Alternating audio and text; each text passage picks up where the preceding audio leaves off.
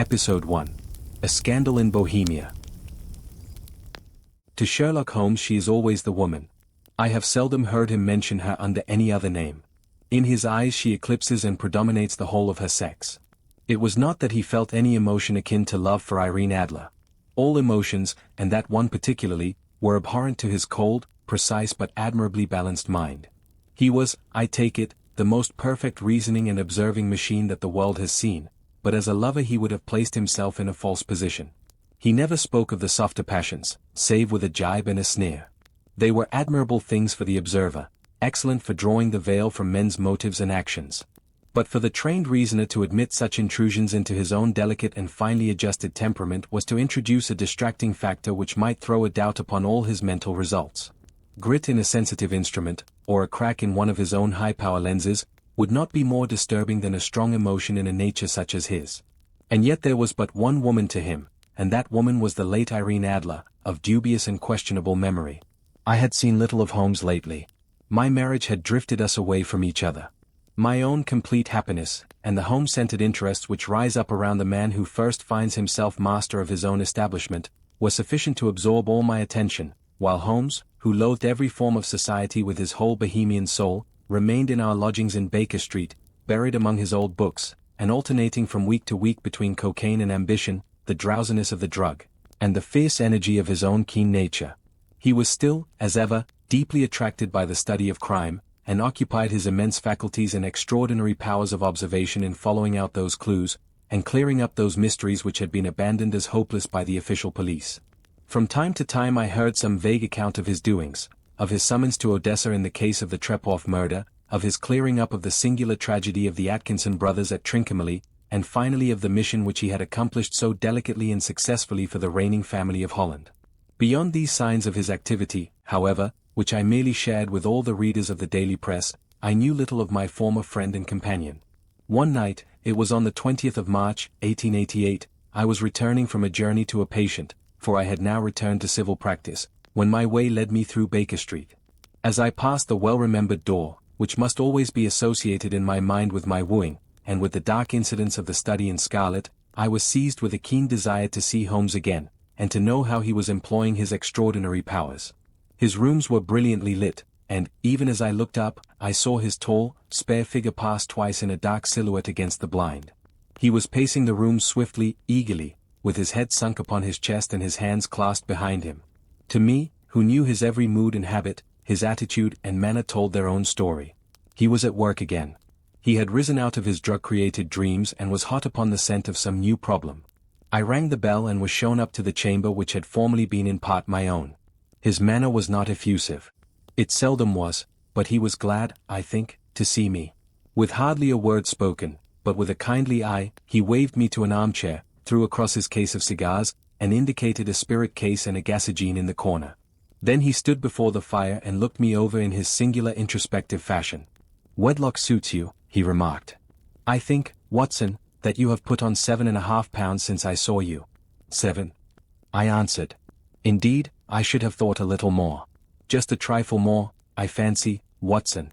And in practice again, I observe. You did not tell me that you intended to go into harness. Then, how do you know?" "I see it, I deduce it." "How do I know that you have been getting yourself very wet lately, and that you have a most clumsy and careless servant girl?" "My dear Holmes," said I, "this is too much. You would certainly have been burned, had you lived a few centuries ago. It is true that I had a country walk on Thursday and came home in a dreadful mess, but as I have changed my clothes I can't imagine how you deduce it. As to Mary Jane, she is incorrigible, and my wife has given her notice, but there, again, I fail to see how you work it out." He chuckled to himself and rubbed his long, nervous hands together. "It is simplicity itself," said he. "My eyes tell me that on the inside of your left shoe, just where the firelight strikes it, the leather is scored by 6 almost parallel cuts. Obviously they have been caused by someone who has very carelessly scraped round the edges of the sole in order to remove crusted mud from it. Hence, you see, my double deduction that you had been out in vile weather, and that you had a particularly malignant boot-slitting specimen of the London slavey. As to your practice, if a gentleman walks into my room smelling of iodoform, with a black mark of nitrate of silver upon his right forefinger, and a bulge on the right side of his top hat to show where he has secreted his stethoscope, I must be dull, indeed, if I do not pronounce him to be an active member of the medical profession. I could not help laughing at the ease with which he explained his process of deduction. When I hear you give your reasons, I remarked, the thing always appears to me to be so ridiculously simple that I could easily do it myself, though at each successive instance of your reasoning I am baffled until you explain your process. And yet I believe that my eyes are as good as yours. Quite so, he answered, lighting a cigarette, and throwing himself down into an armchair. You see, but you do not observe. The distinction is clear. For example, you have frequently seen the steps which lead up from the hall to this room. Frequently. How often? Well, some hundreds of times. Then how many are there? How many? I don't know. Quite so. You have not observed. And yet you have seen. That is just my point. Now, I know that there are 17 steps, because I have both seen and observed. By the way, since you are interested in these little problems, and since you are good enough to chronicle one or two of my trifling experiences, you may be interested in this. He threw over a sheet of thick, pink-tinted notepaper which had been lying open upon the table. It came by the last post, said he. Read it aloud. The note was undated, and without either signature or address. There will call upon you tonight, at 7:45, it said, a gentleman who desires to consult you upon a matter of the very deepest moment. Your recent services to one of the royal houses of Europe have shown that you are one who may safely be trusted with matters which are of an importance which can hardly be exaggerated. This account of you we have from all quarters received. Be in your chamber then at that hour, and do not take it amiss if your visitor wear a mask. This is indeed a mystery, I remarked. What do you imagine that it means? I have no data yet. It is a capital mistake to theorize before one has data. Insensibly one begins to twist facts to suit theories, instead of theories to suit facts. But the note itself. What do you deduce from it? I carefully examined the writing, and the paper upon which it was written. The man who wrote it was presumably well-to-do, I remarked, endeavoring to imitate my companion's processes. Such paper could not be bought under £0.50 a packet. It is peculiarly strong and stiff. Peculiar, that is the very word, said Holmes. It is not an English paper at all. Hold it up to the light. I did so, and saw a large "een" with a small "g," AP, and a large "gene" with a small "teen" woven into the texture of the paper. What do you make of that? Asked Holmes. The name of the maker, no doubt, or his monogram, rather. Not at all. The "gene" with the small "teen" stands for Gesellschaft, which is the German for company. It is a customary contraction like our Co. P, of course, stands for papier. Now for the e.g. Let us glance at our Continental Gazetteer. He took down a heavy brown volume from his shelves. Eglo, Eglinitz, here we are, Egria. It is in a German-speaking country, in Bohemia, not far from Carlsbad. Remarkable as being the scene of the death of Wallenstein, and for its numerous glass factories and paper mills. Ha, my boy, what do you make of that? His eyes sparkled, and he sent up a great blue triumphant cloud from his cigarette. The paper was made in Bohemia, I said. Precisely. And the man who wrote the note is a German. Do you note the peculiar construction of the sentence, this account of you we have from all quarters received? A Frenchman or Russian could not have written that. It is the German who is so uncourteous to his verbs. It only remains, therefore, to discover what is wanted by this German who writes upon Bohemian paper and prefers wearing a mask to showing his face. And here he comes, if I am not mistaken, to resolve all our doubts. As he spoke there was the sharp sound of horses' hoofs and grating wheels against the curb, followed by a sharp pull at the bell. Holmes whistled. A pair, by the sound, said he. Yes, he continued, glancing out of the window. A nice little brougham and a pair of beauties. 150 guineas apiece. There's money in this case, Watson, if there is nothing else. I think that I had better go, Holmes.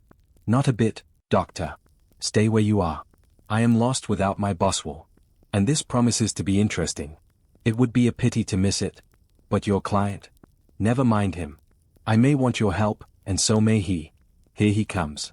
Sit down in that armchair, Doctor, and give us your best attention. A slow and heavy step, which had been heard upon the stairs and in the passage, paused immediately outside the door. Then there was a loud and authoritative tap. Come in, said Holmes. A man entered who could hardly have been less than 6 feet 6 inches in height, with the chest and limbs of a Hercules. His dress was rich with a richness which would, in England, be looked upon as akin to bad taste. Heavy bands of astrakhan were slashed across the sleeves and fronts of his double-breasted coat, while the deep blue cloak which was thrown over his shoulders was lined with flame-colored silk and secured at the neck with a brooch which consisted of a single flaming beryl. Boots which extended halfway up his calves, and which were trimmed at the tops with rich brown fur, completed the impression of barbaric opulence which was suggested by his whole appearance. He carried a broad-brimmed hat in his hand, while he wore across the upper part of his face, extending down past the cheekbones, a black vised mask, which he had apparently adjusted that very moment, for his hand was still raised to it as he entered. From the lower part of the face he appeared to be a man of strong character, with a thick, hanging lip, and a long, straight chin suggestive of resolution pushed to the length of obstinacy. "You had my note?" he asked with a deep harsh voice and a strongly marked German accent. "I told you that I would call." He looked from one to the other of us, as if uncertain which to address. "Pray take a seat," said Holmes. "This is my friend and colleague, Dr. Watson, who is occasionally good enough to help me in my cases. Whom have I the honor to address?"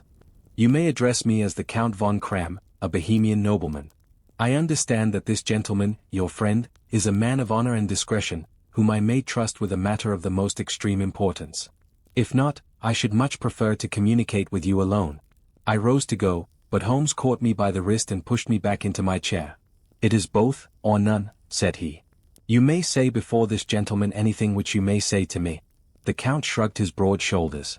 "Then I must begin," said he, "by binding you both to absolute secrecy for 2 years. At the end of that time the matter will be of no importance. At present it is not too much to say that it is of such weight it may have an influence upon European history." "I promise," said Holmes. "And I?" "You will excuse this mask," continued our strange visitor. "The august person who employs me wishes his agent to be unknown to you, and I may confess at once that the title by which I have just called myself is not exactly my own." "I was aware of it," said Holmes dryly. "The circumstances are of great delicacy, and every precaution has to be taken to quench what might grow to be an immense scandal and seriously compromise one of the reigning families of Europe. To speak plainly, the matter implicates the great house of Ormstein, hereditary kings of Bohemia." "I was also aware of that," murmured Holmes, settling himself down in his armchair and closing his eyes. Our visitor glanced with some apparent surprise at the languid, lounging figure of the man who had been no doubt depicted to him as the most incisive reasoner and most energetic agent in Europe. Holmes slowly reopened his eyes and looked impatiently at his gigantic client. "If your Majesty would condescend to state your case," he remarked, "I should be better able to advise you." The man sprang from his chair and paced up and down the room in uncontrollable agitation. Then, with a gesture of desperation, he tore the mask from his face and hurled it upon the ground. "You are right," he cried, "I am the king. Why should I attempt to conceal it?" "Why, indeed?" murmured Holmes. "Your Majesty had not spoken before I was aware that I was addressing Wilhelm Gottsreich Sigismund von Ormstein, Grand Duke of Cassel-Felstein, and hereditary King of Bohemia. But you can understand," said our strange visitor, sitting down once more and passing his hand over his high white forehead, "you can understand that I am not accustomed to doing such business in my own person. Yet the matter was so delicate that I could not confide it to an agent without putting myself in his power. I have come incognito from Prague for the purpose of consulting you." "Then, pray consult," said Holmes, shutting his eyes once more. "The facts are briefly these. Some 5 years ago, during a lengthy visit to Warsaw, I made the acquaintance of the well-known adventuress, Irene Adler. The name is no doubt familiar to you. Kindly look her up in my index, Doctor," murmured Holmes without opening his eyes. For many years he had adopted a system of docketing all paragraphs concerning men and things, so that it was difficult to name a subject or a person on which he could not at once furnish information. In this case I found her biography sandwiched in between that of a Hebrew rabbi and that of a staff commander who had written a monograph upon the deep-sea fishes. "Let me see," said Holmes. Born in New Jersey in the year 1858. Contralto, La Scala, Prima donna Imperial Opera of Warsaw, yes. Retired from operatic stage, Living in London, quite so. Your Majesty, as I understand, became entangled with this young person, wrote her some compromising letters, and is now desirous of getting those letters back." "Precisely so. But how? Was there a secret marriage?" "None." "No legal papers or certificates?" "None." "Then I fail to follow your Majesty. If this young person should produce her letters for blackmailing or other purposes, how is she to prove their authenticity?" "There is the writing." Pooh. "Forgery." "My private notepaper." "Stolen." "My own seal." "Imitated." "My photograph." "Bought." We were both in the photograph. Oh, dear. That is very bad. Your Majesty has indeed committed an indiscretion. I was mad, insane. You have compromised yourself seriously. I was only Crown Prince then. I was young. I am but 30 now. It must be recovered. We have tried and failed. Your Majesty must pay. It must be bought. She will not sell. Stolen, then. 5 attempts have been made. Twice burglars in my pay ransacked her house. Once we diverted her luggage when she traveled. Twice she has been waylaid. There has been no result. No sign of it. Absolutely none. Holmes laughed. It is quite a pretty little problem, said he. But a very serious one to me, returned the king reproachfully. Very, indeed. And what does she propose to do with the photograph? To ruin me. But how? I am about to be married. So I have heard. To Clotilde Lothman von Saxe-Meiningen, second daughter of the King of Scandinavia. You may know the strict principles of her family. She is herself the very soul of delicacy. A shadow of a doubt as to my conduct would bring the matter to an end. And Irene Adler threatens to send them the photograph. And she will do it. I know that she will do it. You do not know her, but she has a soul of steel. She has the face of the most beautiful of women, and the mind of the most resolute of men. Rather than I should marry another woman, there are no lengths to which she would not go, none. You are sure that she has not sent it yet? I am sure. And why? Because she has said that she would send it on the day when the betrothal was publicly proclaimed. That will be next Monday. Oh, then we have 3 days yet, said Holmes with a yawn. That is very fortunate, as I have 1 or 2 matters of importance to look into just at present. Your Majesty will, of course, stay in London for the present. Certainly. You will find me at the Langham under the name of the Count von Cram. Then I shall drop you a line to let you know how we progress. Pray do so. I shall be all anxiety. Then, as to money? You have carte blanche. Absolutely? I tell you that I would give one of the provinces of my kingdom to have that photograph. And for present expenses? The king took a heavy chamois leather bag from under his cloak and laid it on the table. There are £300 in gold and 700 in notes, he said. Holmes scribbled a receipt upon a sheet of his notebook and handed it to him. And Mademoiselle's address? He asked. Is Bryony Lodge, Serpentine Avenue, St. John's Wood. Holmes took a note of it. One other question, said he. Was the photograph a cabinet? It was. Then, good night, Your Majesty, and I trust that we shall soon have some good news for you. And good night, Watson, he added, as the wheels of the royal brougham rolled down the street. If you will be good enough to call tomorrow afternoon at 3 o'clock, I should like to chat this little matter over with you. At 3 o'clock precisely I was at Baker Street, but Holmes had not yet returned. The landlady informed me that he had left the house shortly after 8 o'clock in the morning. I sat down beside the fire, however, with the intention of awaiting him, however long he might be. I was already deeply interested in his inquiry, for, though it was surrounded by none of the grim and strange features which were associated with the 2 crimes which I have already recorded, still, the nature of the case and the exalted station of his client gave it a character of its own. Indeed, apart from the nature of the investigation which my friend had on hand, there was something in his masterly grasp of a situation, and his keen, incisive reasoning, which made it a pleasure to me to study his system of work, and to follow the quick, subtle methods by which he disentangled the most inextricable mysteries. So accustomed was I to his invariable success that the very possibility of his failing had ceased to enter into my head. It was close upon 4 before the door opened, and a drunken-looking groom, ill-kempt and side-whiskered, with an inflamed face and disreputable clothes, walked into the room. Accustomed as I was to my friend's amazing powers in the use of disguises, I had to look 3 times before I was certain that it was indeed he. With a nod he vanished into the bedroom, whence he emerged in 5 minutes tweed-suited and respectable, as of old. Putting his hands into his pockets, he stretched out his legs in front of the fire and laughed heartily for some minutes. Well, really, he cried, and then he choked and laughed again until he was obliged to lie back, limp and helpless, in the chair. What is it? It's quite too funny. I am sure you could never guess how I employed my morning, or what I ended by doing. I can't imagine. I suppose that you have been watching the habits, and perhaps the house, of Miss Irene Adler. Quite so, but the sequel was rather unusual. I will tell you, however. I left the house a little after 8 o'clock this morning in the character of a groom out of work. There is a wonderful sympathy and freemasonry among horsey men. Be one of them, and you will know all that there is to know. I soon found Bryony Lodge. It is a bijou villa, with a garden at the back, but built out in front right up to the road, 2 stories. Chubb locked to the door. Large sitting room on the right side, well furnished, with long windows almost to the floor, and those preposterous English window fasteners which a child could open. Behind there was nothing remarkable, save that the passage window could be reached from the top of the coach house. I walked round it and examined it closely from every point of view, but without noting anything else of interest. I then lounged down the street and found, as I expected, that there was a mews in a lane which runs down by one wall of the garden.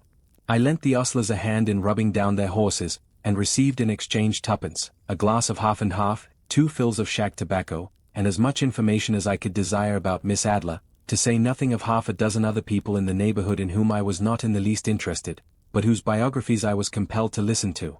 "And what of Irene Adler?" I asked. "Oh, she has turned all the men's heads down in that part. She is the daintiest thing under a bonnet on this planet. So say the Serpentine Mews, to a man. She lives quietly, sings at concerts, drives out at 5 every day, and returns at 7 sharp for dinner. Seldom goes out at other times, except when she sings. Has only 1 male visitor, but a good deal of him. He is dark, handsome, and dashing, never calls less than once a day, and often twice. He is a Mr. Godfrey Norton, of the Inner Temple. See the advantages of a cabman as a confidant. They had driven him home a dozen times from Serpentine Mews, and knew all about him. When I had listened to all they had to tell, I began to walk up and down near Briony Lodge once more, and to think over my plan of campaign. This Godfrey Norton was evidently an important factor in the matter. He was a lawyer. That sounded ominous. What was the relation between them, and what the object of his repeated visits? Was she his client, his friend, or his mistress? If the former, she had probably transferred the photograph to his keeping. If the latter, it was less likely. On the issue of this question depended whether I should continue my work at Briony Lodge, or turn my attention to the gentlemen's chambers in the Temple. It was a delicate point, and it widened the field of my inquiry. I fear that I bore you with these details, but I have to let you see my little difficulties, if you are to understand the situation. "I am following you closely," I answered. I was still balancing the matter in my mind when a hansom cab drove up to Briony Lodge, and a gentleman sprang out. He was a remarkably handsome man, dark, aquiline, and mustached, evidently the man of whom I had heard. He appeared to be in a great hurry, shouted to the cabman to wait, and brushed past the maid who opened the door with the air of a man who was thoroughly at home. He was in the house about half an hour, and I could catch glimpses of him in the windows of the sitting room, pacing up and down, talking excitedly, and waving his arms. Of her I could see nothing. Presently he emerged, looking even more flurried than before. As he stepped up to the cab, he pulled a gold watch from his pocket and looked at it earnestly. "Drive like the devil," he shouted, "first to Gross and Hankey's in Regent Street, and then to the Church of St. Monica in the Edgware Road. Half a guinea if you do it in 20 minutes. Away they went, and I was just wondering whether I should not do well to follow them when up the lane came a neat little landau, the coachman with his coat only half buttoned, and his tie under his ear, while all the tags of his harness were sticking out of the buckles. It hadn't pulled up before she shot out of the hall door and into it. I only caught a glimpse of her at the moment, but she was a lovely woman, with a face that a man might die for.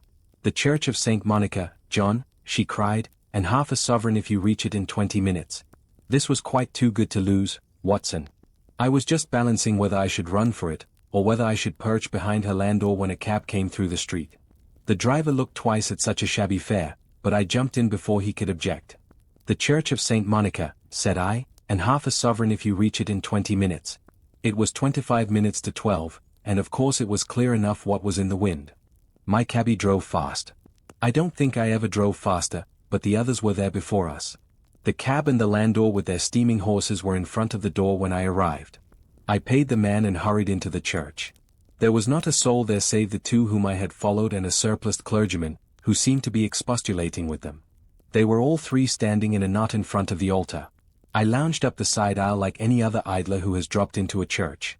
Suddenly, to my surprise, the 3 at the altar faced round to me, and Godfrey Norton came running as hard as he could towards me. "Thank God," he cried. "You'll do. Come. Come." "What then?" I asked. "Come, man, come, only 3 minutes, or it won't be legal."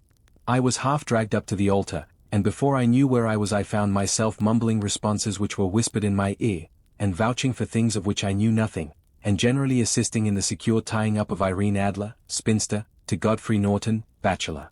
It was all done in an instant, and there was the gentleman thanking me on the one side and the lady on the other, while the clergyman beamed on me in front. It was the most preposterous position in which I ever found myself in my life, and it was the thought of it that started me laughing just now. It seems that there had been some informality about their license, that the clergyman absolutely refused to marry them without a witness of some sort, and that my lucky appearance saved the bridegroom from having to sally out into the streets in search of a best man. The bride gave me a sovereign, and I mean to wear it on my watch chain in memory of the occasion. This is a very unexpected turn of affairs, said I, and what then? Well, I found my plans very seriously menaced. It looked as if the pair might take an immediate departure, and so necessitate very prompt and energetic measures on my part. At the church door, however, they separated, he driving back to the temple, and she to her own house. I shall drive out in the park at 5 as usual, she said as she left him. I heard no more. They drove away in different directions, and I went off to make my own arrangements. Which are? Some cold beef and a glass of beer, he answered, ringing the bell. I have been too busy to think of food, and I am likely to be busier still this evening. By the way, Doctor, I shall want your cooperation. I shall be delighted. You don't mind breaking the law?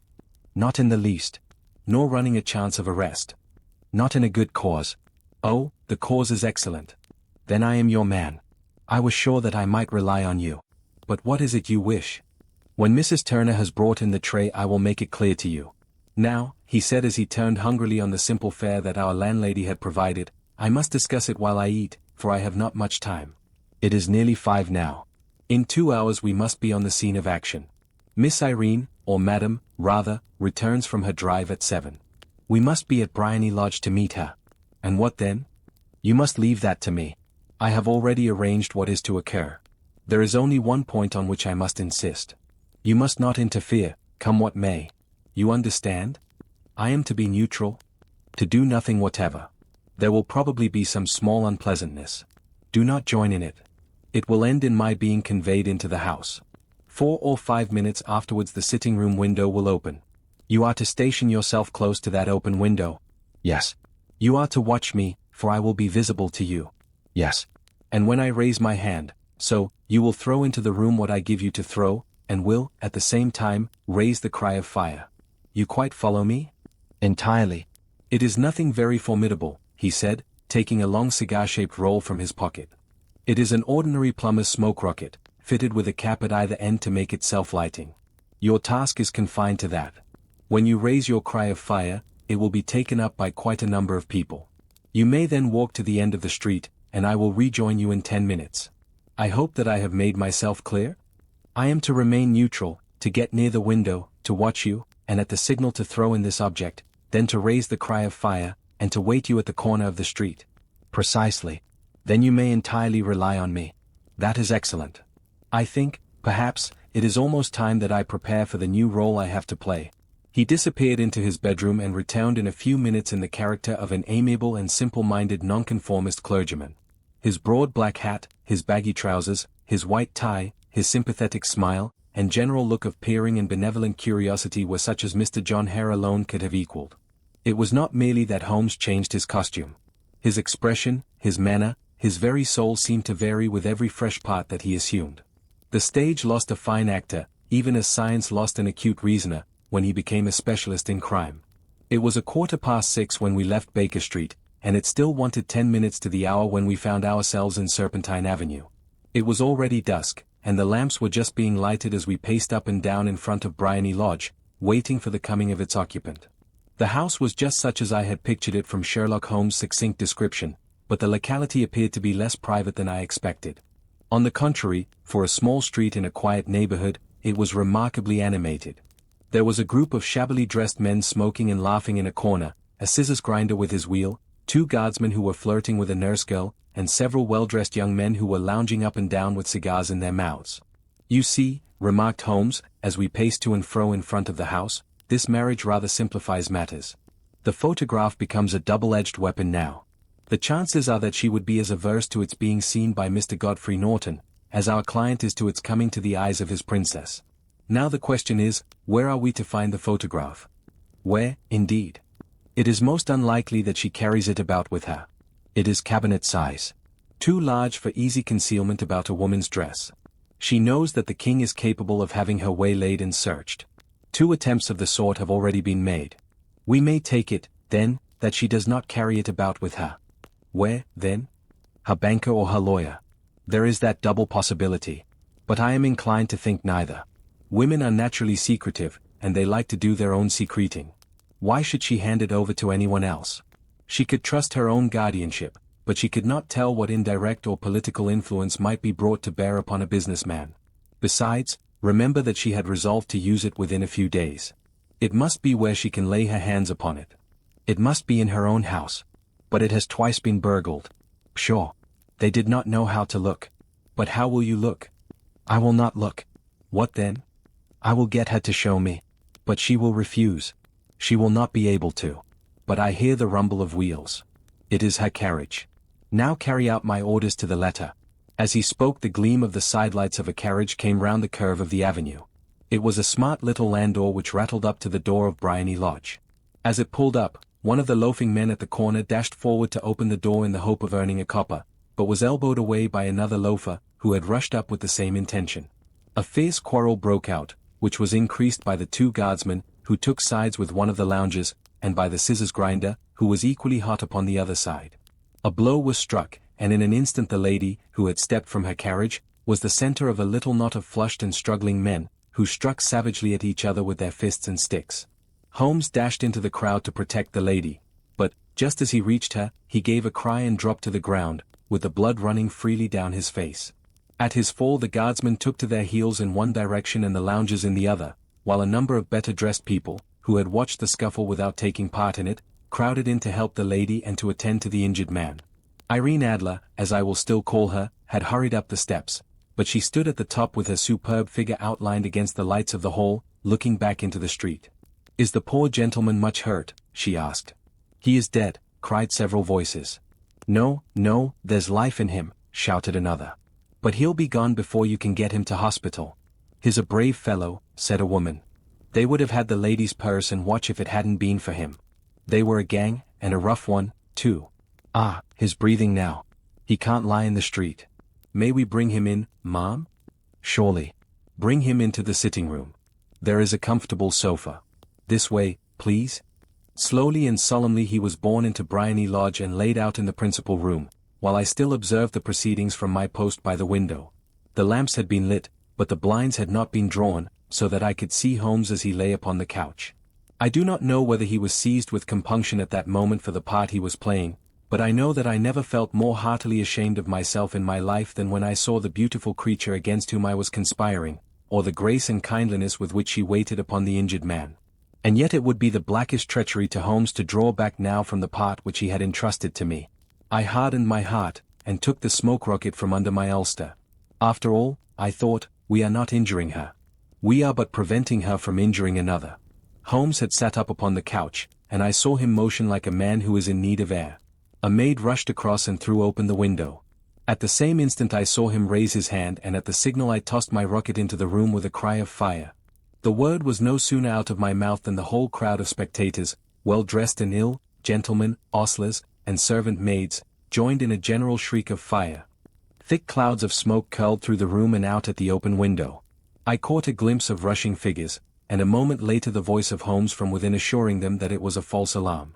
Slipping through the shouting crowd I made my way to the corner of the street, and in 10 minutes was rejoiced to find my friend's arm in mine, and to get away from the scene of uproar. He walked swiftly and in silence for some few minutes until we had turned down one of the quiet streets which lead towards the Edgware Road. "You did it very nicely, Doctor," he remarked. "Nothing could have been better. It is all right. You have the photograph?" "I know where it is." "And how did you find out?" "She showed me, as I told you she would. I am still in the dark." "I do not wish to make a mystery," said he, laughing. "The matter was perfectly simple. You, of course, saw that everyone in the street was an accomplice. They were all engaged for the evening. I guessed as much. Then, when the row broke out, I had a little moist red paint in the palm of my hand. I rushed forward, fell down, clapped my hand to my face, and became a piteous spectacle. It is an old trick. That also I could fathom. Then they carried me in. She was bound to have me in. What else could she do? And into her sitting room, which was the very room which I suspected. It lay between that and her bedroom, and I was determined to see which. They laid me on a couch, I motioned for air, they were compelled to open the window, and you had your chance. How did that help you? It was all important. When a woman thinks that her house is on fire, her instinct is at once to rush to the thing which she values most. It is a perfectly overpowering impulse, and I have more than once taken advantage of it. In the case of the Darlington substitution scandal it was of use to me, and also in the Arnsworth Castle business. A married woman grabs at her baby, an unmarried one reaches for her jewel box. Now it was clear to me that Our Lady of today had nothing in the house more precious to her than what we are in quest of. She would rush to secure it. The alarm of fire was admirably done. The smoke and shouting were enough to shake nerves of steel. She responded beautifully. The photograph is in a recess behind a sliding panel just above the right bell pull. She was there in an instant, and I caught a glimpse of it as she half drew it out. When I cried out that it was a false alarm, she replaced it, glanced at the rocket, rushed from the room, and I have not seen her since. I rose, and, making my excuses, escaped from the house. I hesitated whether to attempt to secure the photograph at once, but the coachman had come in, and as he was watching me narrowly, it seemed safer to wait. A little over-precipitance may ruin all. And now? I asked. Our quest is practically finished. I shall call with the king tomorrow, and with you, if you care to come with us. We will be shown into the sitting room to wait for the lady, but it is probable that when she comes she may find neither us nor the photograph. It might be a satisfaction to His Majesty to regain it with his own hands. And when will you call? At 8 in the morning. She will not be up, so that we shall have a clear field. Besides, we must be prompt, for this marriage may mean a complete change in her life and habits. I must wire to the king without delay. We had reached Baker Street and had stopped at the door. He was searching his pockets for the key when someone passing said, "Good night, Mr. Sherlock Holmes." There were several people on the pavement at the time, but the greeting appeared to come from a slim youth in an ulster who had hurried by. "I've heard that voice before," said Holmes, staring down the dimly lit street. "Now, I wonder who the deuce that could have been. I slept at Baker Street that night, and we were engaged upon our toast and coffee in the morning when the King of Bohemia rushed into the room. You have really got it," he cried, grasping Sherlock Holmes by either shoulder and looking eagerly into his face. "Not yet. But you have hopes?" "I have hopes." "Then, come. I am all impatience to be gone. We must have a cab." "No, my brougham is waiting." "Then that will simplify matters." We descended and started off once more for Briony Lodge. "Irene Adler is married," remarked Holmes. "Married? When?" "Yesterday." "But to whom?" "To an English lawyer named Norton. But she could not love him." "I am in hopes that she does." "And why in hopes?" "Because it would spare your Majesty all fear of future annoyance. If the lady loves her husband, she does not love your Majesty. If she does not love your Majesty, there is no reason why she should interfere with your Majesty's plan." "It is true. And yet—" "Well, I wish she had been of my own station. What a queen she would have made." He relapsed into a moody silence, which was not broken until we drew up in Serpentine Avenue. The door of Briony Lodge was open, and an elderly woman stood upon the steps. She watched us with a sardonic eye as we stepped from the brougham. "Mr. Sherlock Holmes, I believe," said she. "I am Mr. Holmes," answered my companion, looking at her with a questioning and rather startled gaze. "Indeed. My mistress told me that you were likely to call. She left this morning with her husband by the 5:15 train from Charing Cross for the Continent." "What?" Sherlock Holmes staggered back, white with chagrin and surprise. "Do you mean that she has left England?" "Never to return." "And the papers?" asked the king hoarsely. "All is lost. We shall see." He pushed past the servant and rushed into the drawing-room, followed by the king and myself. The furniture was scattered about in every direction, with dismantled shelves and open drawers, as if the lady had hurriedly ransacked them before her flight. Holmes rushed at the bell-pull, tore back a small sliding shutter, and, plunging in his hand, pulled out a photograph and a letter. The photograph was of Irene Adler herself in evening dress. The letter was superscribed to Sherlock Holmes, Esquire, to be left till called for. My friend tore it open, and we all three read it together. It was dated at midnight of the preceding night and ran in this way. "My dear Mr. Sherlock Holmes, you really did it very well. You took me in completely. Until after the alarm of fire, I had not a suspicion. But then, when I found how I had betrayed myself, I began to think. I had been warned against you months ago. I had been told that, if the king employed an agent, it would certainly be you. And your address had been given me. Yet, with all this, You made me reveal what you wanted to know. Even after I became suspicious, I found it hard to think evil of such a dear, kind old clergyman. But, you know, I have been trained as an actress myself. Male costume is nothing new to me. I often take advantage of the freedom which it gives. I sent John, the coachman, to watch you, ran upstairs, got into my walking clothes, as I call them, and came down just as you departed. Well, I followed you to your door, and so made sure that I was really an object of interest to the celebrated Mr. Sherlock Holmes. Then I, rather imprudently, wished you good night, and started for the temple to see my husband. We both thought the best resource was flight, when pursued by so formidable an antagonist, so you will find the nest empty when you call tomorrow. As to the photograph, your client may rest in peace. I love and am loved by a better man than he. The king may do what he will without hindrance from one whom he has cruelly wronged. I keep it only to safeguard myself, and to preserve a weapon which will always secure me from any steps which he might take in the future. I leave a photograph which he might care to possess, and I remain, dear Mr. Sherlock Holmes, very truly yours, Irene Norton, née Adler.